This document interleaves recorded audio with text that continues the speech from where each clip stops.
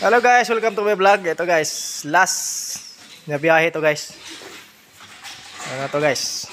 Bat CB na to guys. Yan. Ito guys, mga matataba dito. Mas malalaki to na yun. Yung last na to, mas medyo mas. Hindi rin. Makapag-control.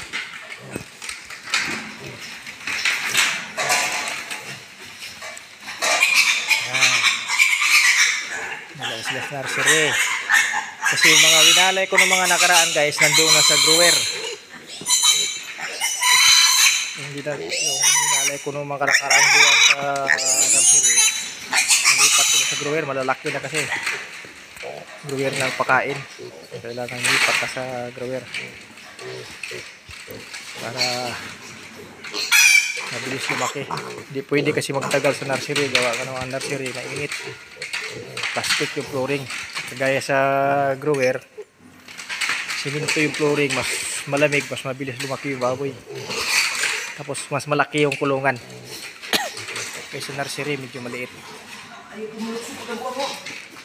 kasi di pwedeng malaki sa nursery ang kulungan kasi gawa anong kailangan ng init ng katawan yung biik. Lagyan pa nga natin ng heater so kailangan medyo maliit lang yung kulungan nila para maramdaman nila yung init, hindi sila makaramdam ng lamig. Kaya mas malaki ang kulungan sa grower sa nursery. Kaya makaano lang sa nursery ng almost 2 months guys. 2 months to 3 months. 2 months na lang, walay na yan. Lipat na naman yan sa grower. Guys, diretso na naman kami sa nursery. Last na itong biyahe guys. Lots bats. Okay, maganda. Mauna ko boy.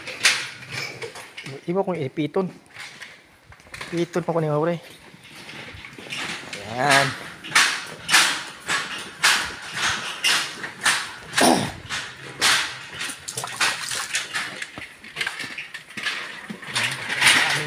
Sa mga lods.